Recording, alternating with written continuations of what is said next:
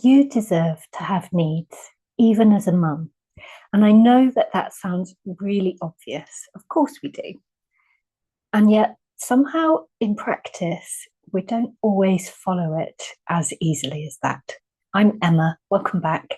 And this week, I want to talk about something really simple, but incredibly hard for so many mums to believe, or at least to behave as if you believe it, which is that you deserve to have needs.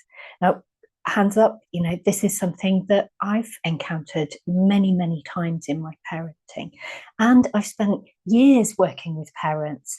And one of the most common things I hear in others, and I know in myself, is I put myself last because that's just what mums do. We have to. And I get it. We love our children. We want the best for them. We're constantly told that their needs come first. And there's a feeling of, well, if we don't do it, then who else will?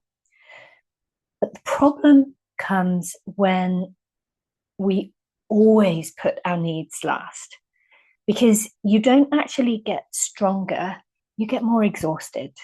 And that exhaustion leaks out, usually in the very moments that you want to be at your best. So think about it. When was the last time you snapped at your child, or felt yourself shutting down, or lay awake at night worrying? Most of the time, those moments happen not because you're a bad mum, but because you've been running on empty. You've given and given and given until there's nothing left. And when your own needs go unmet, you end up more reactive, more tired, and less able to handle the everyday stresses of parenting.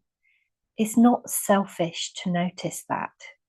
It's just a fact of how we are. So, given that this is the way that things are, let's just acknowledge reality. Having needs doesn't make you selfish.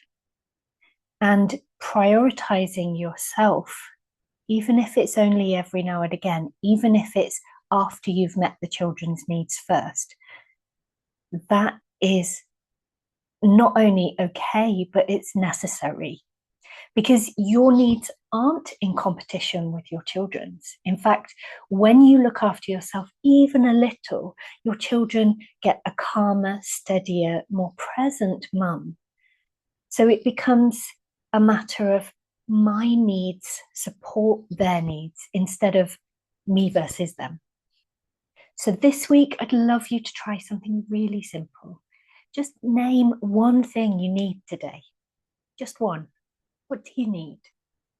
It might be, I need 5 minutes alone with a cup of tea, or I need to eat lunch sitting down instead of standing at the counter, or I need to step outside and breathe some fresh air before I tackle the next thing.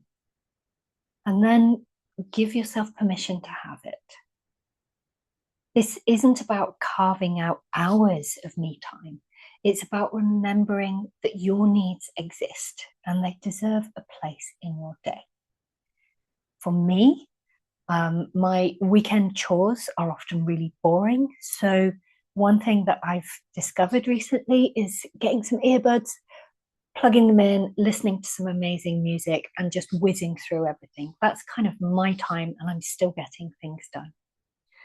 And if I don't answer somebody calling me in the moment, it's not that big a deal.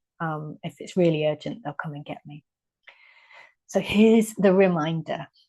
You deserve to have needs, not because you're failing or because you're weak. It's because you're a person and your children need you as you are, not being a super mum. So if this resonates, I'd love to hear what your one need is today.